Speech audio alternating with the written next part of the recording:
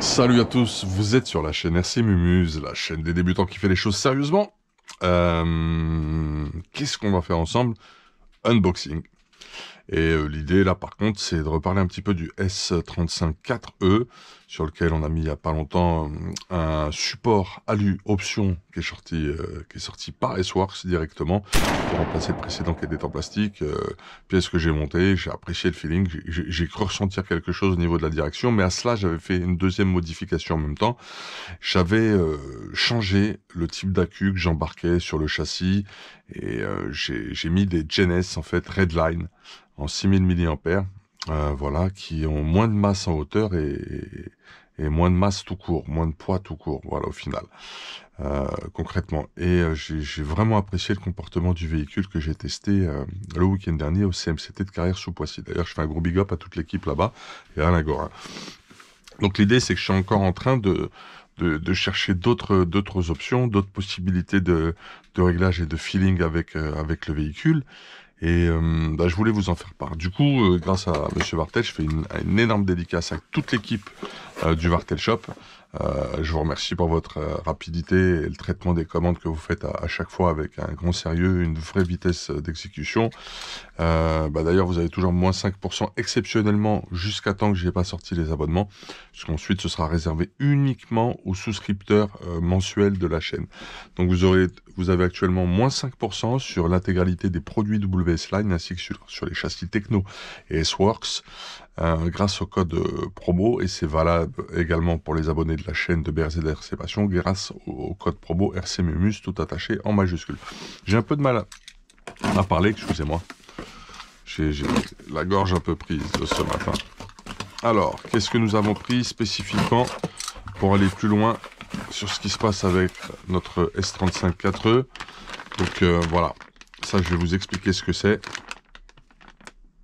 On va voir s'il y a une diff. Je vais tout sortir et on va regarder après.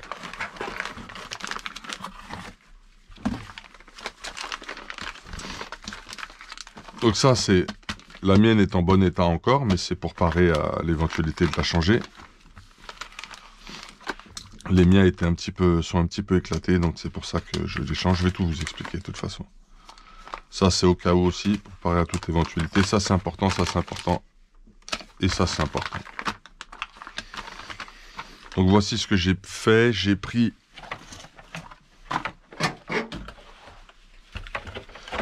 la référence SW22003A, c'est le nouveau support d'aileron. Alors c'est la troisième version de support d'aileron que nous avons depuis la sortie du kit. Je ne sais pas si vous voyez ça à l'image, mais ici, alors il fonctionne encore très bien, il tient le coup, mais il est fissuré sur les deux premiers niveaux de vis qui viennent prendre autour de la tourelle. Voilà. À part ça, il n'a rien. Il a juste ces deux fissures. Ce qui fait qu'au bout d'un certain temps, elles vont s'agrandir, avancer vers la tourelle. Et puis là, j'aurai un problème, bien entendu, avec le support qu'il faudra remplacer. Alors, il fait le boulot, il n'est pas cassé, il tient le coup. Et ça, c'est la V2, en fait. Celui-là, c'est le spécial médium ou souple de la V2 que j'avais pris. J'en ai un autre, comme ça, qui est en réserve. Et là, en fait, concrètement, ils avaient gardé la même forme, le même moulage, mais ils avaient changé la dureté du plastique. Voilà. Voilà ce qu'ils avaient fait. Et du coup, il a tenu plus longtemps que le précédent. Ça, c'est vrai. Ça, c'est vrai. Voilà. Bon. Je peux ne pas le changer. Je ne sais pas si vous voyez la chose ici. Je peux ne pas le changer. Hein. Je peux le laisser tel quel. Mais j'ai pris la précaution de prendre le spécial V2 2.0. Voilà, le V2.0 exactement, il s'appelle comme ça. Donc référence SW22803A. Et voici ce qu'il faut remarquer et ce qui est à noter. Parce que justement, c'est remarquable de la part de S-Works sur ces sujets-là. S-Works a sorti un châssis, sort des châssis, d'accord, compétition. Et ce qui est peut-être unique actuellement sur les châssis compétition, 1.8 brushless ou nitro, c'est la rapidité, la capacité de réaction et d'écoute d'S-Works. Alors pourquoi je me permets de vous dire ça? Vous allez comprendre immédiatement. À chaque fois qu'il y a eu des remontées sur une amélioration à faire sur ce châssis, c'est pas l'année d'après qu'on a eu la modification. C'est pas 6 mois après la demande qu'on a eu la modification. Ça a été extrêmement rapide. Extrêmement rapide. Et ça, c'est vraiment remarquable. J'insiste, c'est le mot-clé de cette vidéo, de ce unboxing, sur lequel on refait un focus sur le S35-4E, parce que c'est un châssis, vous le savez, qu'on aime énormément au garage. Donc, voici la fameuse pièce qui a été changée. Elle est là, vous la voyez. Support de cerveau en aluminium couleur champagne, moi où j'ai eu un super ressenti. Donc à chaque fois qu'il y a un problème, S-Works réagit très vite. Voilà. D'ailleurs, c'est comme ça que ça fonctionne chez eux. Ils l'ont prouvé aussi au niveau du indice. Il y avait quelque chose qui était un peu pas top sur la dernière génération de indice en neuromotrice. C'est pareil, ils ont extrêmement réagi rapidement. Vous l'avez vu sur Facebook, de toute façon. Et ça, c'est quand même le signe et la satisfaction d'avoir un constructeur sur lequel tu investis, sur lequel tu mets de l'argent dans ta passion. D'être entendu et d'avoir derrière les rectificatifs, c'est assez exceptionnel. D'ailleurs, les possesseurs de indice avaient juste à se manifester et pouvaient avoir le matos sans réinvestir, je crois. Voilà, c'est dire aussi là le côté commercial et traitement client qui est excellent. Voilà, donc S-Works, c'est un châssis S35-4E qui marche bien, qui est compétitif, qui peut aller loin dans les réglages. C'est qualitatif. Et en plus, derrière, s'il y a vraiment quelque chose qui peut ou qui doit être amélioré, c'est le cas et c'est fait. Voilà, et ça, je trouve ça fantastique et je voulais en parler. C'est peut-être un point sur lequel j'ai pas assez appuyé, en fait, depuis qu'on fait du S-Works sur la chaîne. Et je vous l'ai dit, c'est un constructeur qui tout de suite nous a intéressés sur les tout débuts de la chaîne et qu'on n'a pas lâché depuis le début. Voilà, systématiquement, si vous voulez, on se le roule. J'insiste bien, la pièce n'a pas cassé, elle peut durer encore comme ça énormément de packs, ok. C'est juste qu'elle a quelque chose qui est un petit peu défectueux, ok. Ça ne joue pas sur son fonctionnement. C'est même pas défectueux, elle a une faiblesse. Cette faiblesse n'est pas une faiblesse qui donne l'incapacité ou l'impossibilité de pouvoir utiliser la pièce. Mais en tout cas, ils ont amélioré la chose. Et ça, je trouve ça top et génial. Et je vais vous montrer justement à quel point c'est amélioré. Parce qu'il y a un endroit en fait où il y a plus de matière. Tout simplement. Je vais me permettre de l'ouvrir un instant. Après avoir souligné le côté réactif de la marque. Excusez-moi pour les bruits. C'est pas très agréable pour vous. Voilà, je vais vous montrer ça.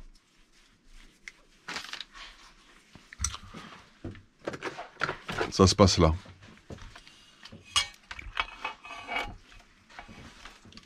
J'espère qu'on voit bien la caméra. Je vais vérifier avec mon outil de cadrage.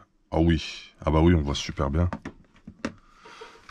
Donc vous voyez, là je suis fissuré et c'était complètement droit et plat ici. Regardez ce qu'ils ont fait. Vous allez comprendre. Rajout de matière ici. Voilà. Ils ont augmenté le volume de plastique et de matière à cet endroit-là.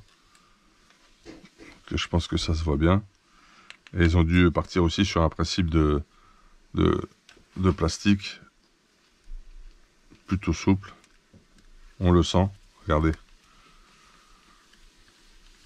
Dans le croisillon, ça va travailler, ça va se déformer, ça va encaisser. Voilà ce qu'ils ont fait concrètement sur la pièce. Donc, on a analysé en détail cette petite V2. L'aileron, c'est super important. Surtout que ça jump pas mal. Qu'est-ce qu'on va changer d'autre sur notre S-Works? Donc, nous, on avait mis des bouchons Fast Race en nid d'abeille. On avait mis, je crois, 1,2 en oblique en 8 trous à l'avant, 1,2 mm en 8 trous à l'avant pour les trous de piston. Et on avait mis 1,3, si je ne m'abuse, à l'arrière. Voilà, toujours en 8 trous.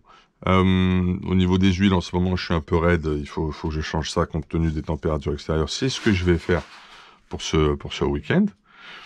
Et ce qui est important, donc, c'était de voir avec d'autres ressorts ce que ça peut donner. Là, je suis en dot 3. Vous voyez, j'ai 3 points sur les ressorts. C'est les ressorts d'origine. Et j'ai rentré les dot 2. Voilà. Alors, ce sont les références pour, si je ne m'abuse, sont presque identiques en termes de longueur. Donc pour l'avant, c'est SWC 115-165. Ok. M2 dot. Et pour l'arrière, voilà. RM2 dot 100, enfin SWC, pardon, 115-192. Voilà. Donc ça va être mes ressorts arrière et ça, mes ressorts avant. On va voir ce que ça va donner. Donc je veux les essayer. J'ai pas mal de pilotes qui m'ont conseillé là-dessus, qui sont là-dessus. Ok. J'ai discuté avec le manager Donuts sur le sujet. Donc voilà. Voilà ce que je vais faire dans les jours qui viennent sur mon S-Works. Après, je vais remettre... elles s'étaient fondues ici, mes petites plaques de carbone. Les triangles n'ont pas cassé, les triangles hauts. Ils ont toujours leur intégrité. Quoique celui-ci est peut-être un petit peu... Après une petite déformation. Vous voyez, il casse pas. C'est un peu comme sur les triangles bas avant qu'on avait sur le Losi 8 4.0. Il pète pas, mais il se déforme un peu avec le temps. Donc celui-ci, il a une petite déformation, j'ai l'impression. Je vous rappelle qu'on est à 84, 85 packs sur ce châssis. Ouais, j'ai l'impression que j'ai une petite déformation, effectivement, vraiment légère. Alors, il y a deux solutions. Soit je change les triangles hauts. Il me semble que j'en ai au garage. Soit j'attends vraiment qu'il pète. Soit, en fait, je change mes plaques carbone. Je vais changer mes inserts plaques carbone. Ok. Je vais remettre ça à neuf puisqu'ils sont fissurés ici au milieu. Et voilà. Voilà. Je vais peut-être changer les écrous aussi qui tiennent les amortos en haut sur la tourelle, les amortos avant, parce qu'ils ont du vécu. Ils ont changé de forme même, et c'est normal. C'est normal. Ce châssis a fait pas mal de courses d'amicales. Ce châssis a fait la Coupe des Ligues également. Il a fait plein de choses. Et j'hésite à passer en 16 dents. Voilà. Je suis en 15, j'hésite à passer en 16 dents. Je me pose la question. Si ça pourrait rendre tout ça un peu mieux. Voilà. J'ai un appel, je rappellerai plus tard. Je suis en plein unboxing, en pleine explication, monsieur, sur la vidéo. Voilà. Bon, ce unboxing de pièces options et de pièces détachées est terminé. Il a été fait pour vous expliquer quelques nouveautés, quelques points à gérer sur notre top châssis S35-4E. J'ai changé la note cardan aussi. J'ai mis 1 mm ou 1 mm 5 de voie en plus sur mon train arrière. Je suis passé en fusée alu aussi sur le train arrière. Qu'est-ce que j'ai fait d'autre Je suis revenu sur un combo full hobby-wing, mais j'ai un Maclan là-haut qui attend. Dernière génération. Je vais voir quel sera le châssis qui l'accueillera. Le cerveau est d'origine depuis le début. J'ai pas eu de problème avec. Je suis en palonnier WS Line, en servo WS Line. Je suis exactement en 2806. C'est depuis que j'ai monté ce châssis, c'est le cerveau d'origine. J'ai changé la plaque là, j'ai le support de puce lap monitor JM 3D. Qu'est-ce que j'ai fait d'autre sur ce châssis que je me souvienne? J'ai les renforts carbone triangle avant, triangle arrière. Je crois qu'ils sont en 1 ou 1.5.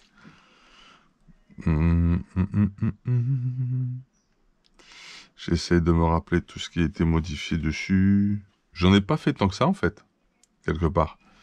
J'en ai pas fait tant que ça. La question c'est...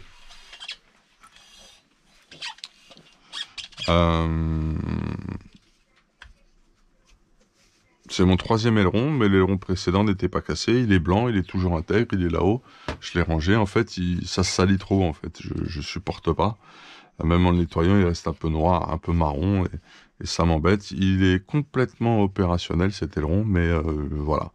Je l'ai changé pour des raisons esthétiques. Je suis revenu sur cet aileron-là. Qu'est-ce que j'ai fait d'autre? Ah oui, j'ai mis le système de fixation spécifique RC Project WS-Line. Alors vraiment, je préfère, parce que lorsque tu te retournes et que ça frotte, là c'était abusé. Par contre, il y avait juste 2 petites rondelles plastiques qui s'explosaient très vite. Sur ça, c'était pas top, je dois le reconnaître. Bah, d'ailleurs, ça, il devrait le changer. Il devrait mettre directement 2 boîtes, un système à alu qui va bien. Ça serait encore mieux. Voilà, qu'est-ce que j'ai fait d'autre? J'ai pas encore changé de cardan, si ce n'est juste celui de la transmission centrale à l'arrière. C'est le cardan alu option, ça, le petit couleur champagne. Mais le grand cardan central et les cardans de roue, je les ai pas changés. Je les ai pas encore changés. Mes noix à l'avance, ça va. Je suis à peine marqué, il y a 3 fois rien. Sur mon diff centrale, la noix avant, nickel. La noix arrière, nickel. Elles ont vraiment rien. Et par contre, à l'arrière, c'est ma goupille de cardan qui est un peu fatiguée. La noix un tout petit peu marquée. Légèrement marquée, la noix arrière. Voilà, bon, vous voyez. C'est vraiment rien, quoi. La noix, par contre, qui était vraiment plus marquée, c'était la noix du pignon d'attaque sur la cellule arrière. Celle-ci, ouais, je l'ai changée, je l'ai optionné avec une Fast Race bien balèze. Bien balèze, et que je trouve du plus bel effet sur le châssis. Voilà pour l'intégralité. Les bouchons d'amortisseur, je vous ai parlé des amortos. En fait, j'aurais tout changé sur les amortos, si ce n'est les ressorts, et c'est chose faite aujourd'hui. Je vous ai donné un peu tout ce que j'ai fait sur ce S-Works et tout ce qu'il a vécu. Le bac de lipo, c'est un EGM 3D aussi, qui était renforcé par rapport à une V1 qui avait été sortie. On avait une faiblesse, c'est vrai, lorsque la Q était complètement contre le bac avant lipo. On avait une tendance à ce qu'il casse, et ça a été modifié. En dehors de ça, de ces petites choses mineures qui ne coûtent 3 fois rien. Parce que là, on parle aussi, voilà, on parle de choses qui ont été optimisées, mais qui ne coûtent rien en termes de prix. C'est pas du tout un problème.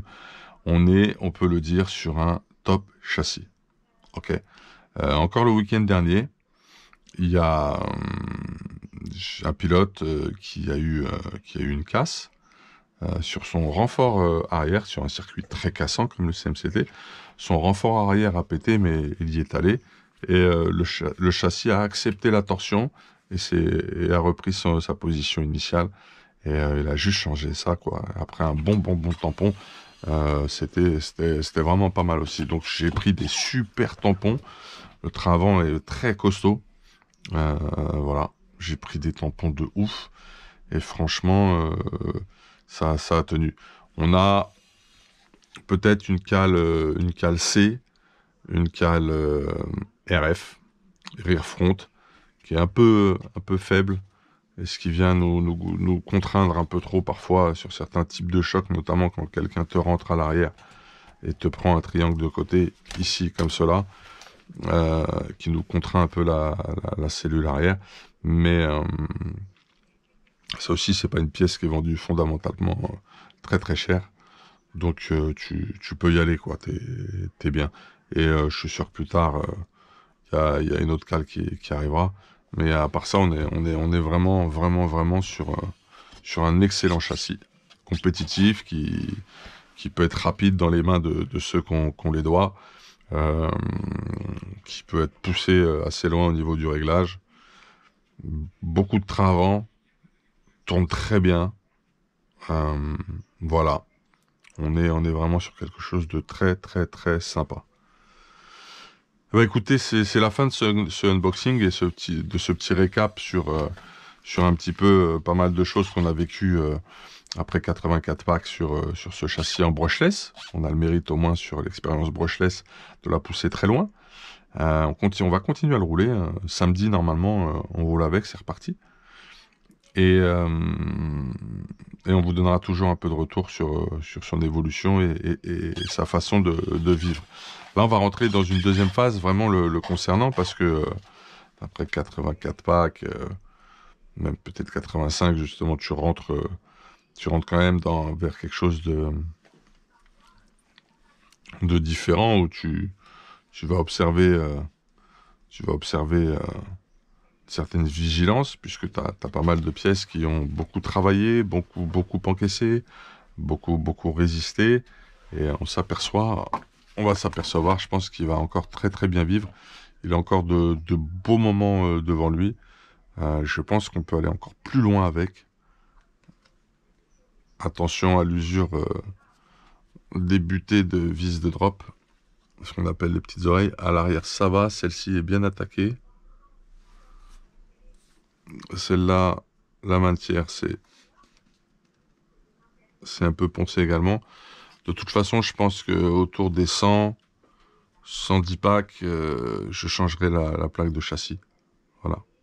Ça me semblera raisonnable et correct. Elle aura vraiment fait le taf. Voilà. Il y a peut-être au niveau des oreilles, au niveau des butées de vis de drop, quelque chose à faire pour l'avenir. Mais excellentissime, quoi. Excellentissime. Voilà, on recommande toujours, on valide toujours ce S35 4E. Il fait toujours partie de nos châssis préférés sur la chaîne. Vous étiez sur la chaîne RC Mumuse, la chaîne des débutants qui fait les choses sérieusement. C'était un unboxing, réception de pièces et petit bilan au bout d'un certain nombre de packs sur ce S35 4E. Super machine, super fiable, super réactivité, super constructeur derrière, super team, que ce soit chez Donuts Racing ou bien chez Vartel. Je rappelle que c'est là-bas que vous pouvez trouver les châssis S-Works et ils ont tout le temps toutes les pièces. Donc là, ils assurent énormément, les gars. On les remercie pour tout d'ailleurs. Voilà. Je vous dis à très très bientôt. Big up, hey!